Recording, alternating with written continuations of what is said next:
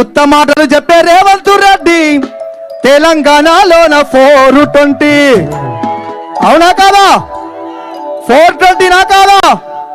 ఎన్ని హామీలు ఇచ్చిండో, తులం బంగారం ఇస్తా అక్క అని చెప్పిండు. వచ్చిందా అక్క? మీ దాంట్లో ఎవరికైనా వచ్చిందా? పెన్షన్ 4000 రూపాయలు చేస్తా అని చెప్పిండు. 2 లక్షల రుణమాఫీ అని చెప్పిండు. అయిందా? గిట్లాంటి ఏమనాలి? 420 చీటర్, ఓటుకు నోటుకు దొంగ అందామా? బరాబరే కదా? అరే ఉత్తమాటలు చెప్పే రేవంత్ రెడ్డి తెలంగాణలోన 420. ఉత్తమాటలు చెప్పే రేవంత్ రెడ్డి తెలంగాణలోన 420. ఉత్తమాటలు చెప్పే రేవంత్ రెడ్డి. భయ్యా ఇది పెంచవా? ఇది వస్తలేదండి, ఈ మైకులు వస్తలేవు, చూడండి ఒకసారి. Hello hello hello hello battery అటు చేంజ్ అయ్యి అందరు ఒకసారి గట్టిగా జై తెలంగాణ. అరే ఉత్తమాటలు చెప్పే రేవంత్ రెడ్డి తెలంగాణలోన 420. ఉత్తమాటలు చెప్పే రేవంత్ రెడ్డి తెలంగాణలోన 420. ఓటుకు నోటు, నేను ఓటుకు నోటుకు అంటే మీరు ఏమనాలి? గట్టిగా చెప్పాలి. ఇవాళ రామన్న వచ్చే ర్యాలీ చూసిన తర్వాత మళ్ళీ 4-5 రోజులు ఆయన కూడా ఇక్కడికి వచ్చి వాళ్తాడు. కానీ ఆయన చెప్పేది ఏముండదు, ఎందుకంటే జరగాల్సినంత అభివృద్ధి మొత్తం 10 సంవత్సరాల కాలంలో కేసీఆర్ గారి నాయకత్వంలో ఒక్క మహబూబ్ నగరే కాదు, తెలంగాణలో ఉన్న ప్రతి గల్లీ గల్లీ, ప్రతి గడప గడపకు ఆయన చేసినటువంటి ప్రతి పథకం అందింది. అందుకనే రేవంత్ రెడ్డిని ఇవాళ మనం అందరం ఇదే మహబూబ్ నగర్ వేదికగా ఉత్తమాటలు చెప్పే రేవంత్ రెడ్డి తెలంగాణలోన 420. ఉత్తమాటలు చెప్పే రేవంత్ రెడ్డి ఓటుకు నోటు దొంగము నీవు, ఓటుకు నోటు, ఓటుకు నోటు. అగో చంద్రబాబుకు ఉత్తమాటలు చెప్పే రేవంత్ రెడ్డి తెలంగాణలోన 420. ఉత్తమాటలు చెప్పే రేవంత్ రెడ్డి తెలంగాణలోన 420. గట్టిగా చెప్పండి. కీబోర్డ్ వాల్యూ పెంచు భయ్యా.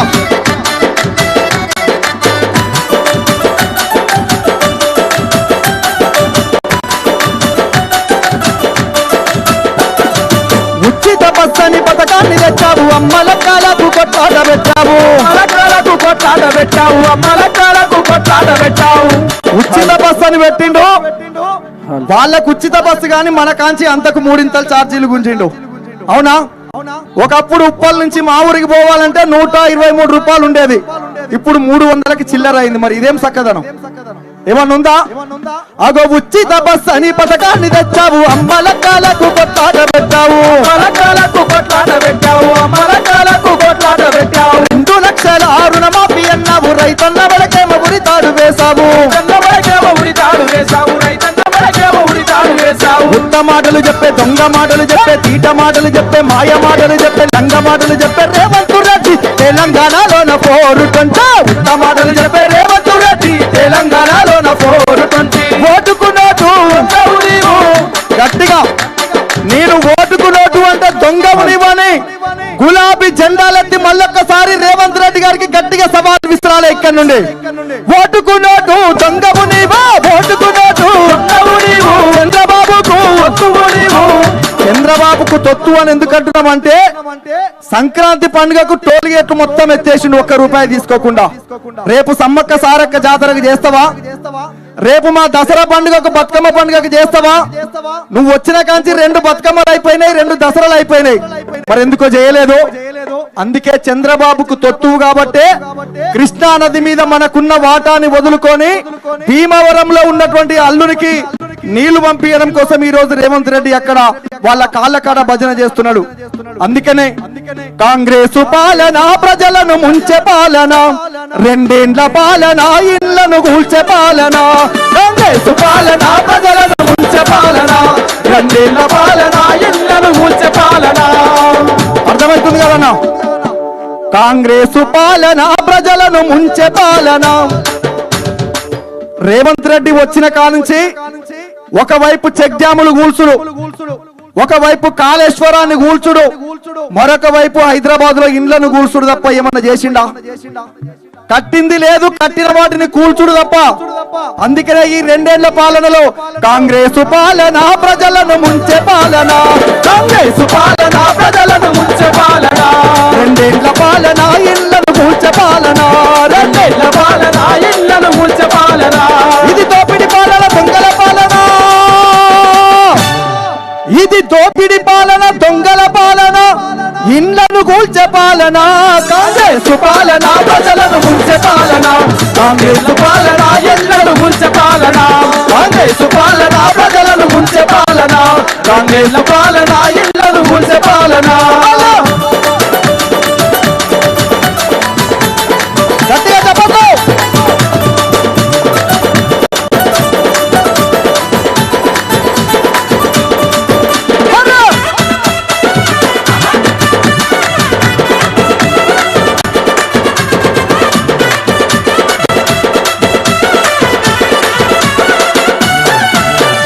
అధికారం లేనప్పుడు అమలు కాని హామీలు, అమలు కాని హామీలు, అధికారం వచ్చినాక అడ్డమైన కూతలాయే, అడ్డమైన కూతలాయే, అడ్డమైన కూతలాయే. నిరుద్యోగులందరినీ రెచ్చగొట్టి గద్దెనెక్కి, నిరుద్యోగులందరినీ రెచ్చగొట్టి గద్దెనెక్కి.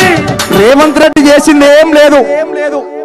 అధికారం లేనప్పుడు తులం బంగారం ఇస్తా అని చెప్పిండు. అయితదా? సాధ్యమది? అయితదా? అగో అధికారం లేనప్పుడు అమలు కాని హామీలు, అధికారం వచ్చినాక అడ్డమైన కూతలాయే.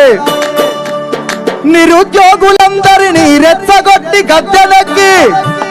ఇవాళ ఏ రాత్రులు కూడా హైదరాబాద్ లో ఉండబడినటువంటి చదువుకునే మన పిల్లలు నిద్రపోవట్లేరు. 2 లక్షల ఉద్యోగాలు ఏడాది తిరగక ముందుకే నోటిఫికేషన్ ఇస్తానటువంటి రేవంత్ రెడ్డి మన ఇచ్చిన ఉద్యోగాలకు పత్రాలు ఇచ్చుడు తప్ప అనుకోవట్లేదు. అన్న దయచేసి ఆడబిడ్డలు సర్పంచులుగా కొత్తగా ఎన్నికైన వాళ్ళు నిలబడ్డరు. దయచేసి వాళ్లకు కుర్చీ ఇచ్చి మనం గౌరవం కాపాడాల్సిందిగా కోరుకుంటూ కొద్ది మంది లేవాల్సిందిగా కోరుతున్నాం. సర్పంచులు కానటువంటి వాళ్ళని మన ఆడబిడ్డలు కాబట్టి వాళ్ళని గౌరవించుకోవాలి. దయచేసి వాళ్ళని కుర్చీ ఇవ్వాల్సిందిగా కోరుకుంటూ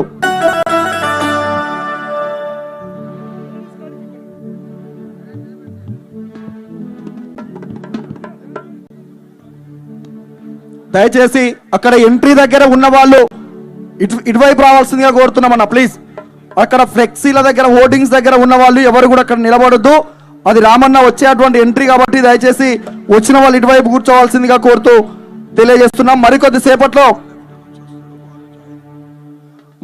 సేపట్లో రామన్న వేదిక వద్దకు రాబోతున్నాడు కాబట్టి ఇప్పటికే విచ్చేసినటువంటి బీఆర్ఎస్ పార్టీ సర్పంచులకు, వార్డ్ మెంబర్లకు, ఉప సర్పంచులకు ప్రతి ఒక్కరికి పేరు పేరున స్వాగతం సుస్వాగతం తెలియజేసుకుంటూ గట్టిగా ఒకసారి గట్టిగా జై తెలంగాణ, జై తెలంగాణ, జై కేసీఆర్, జై కేసీఆర్, జై రామన్న, జై రామన్న.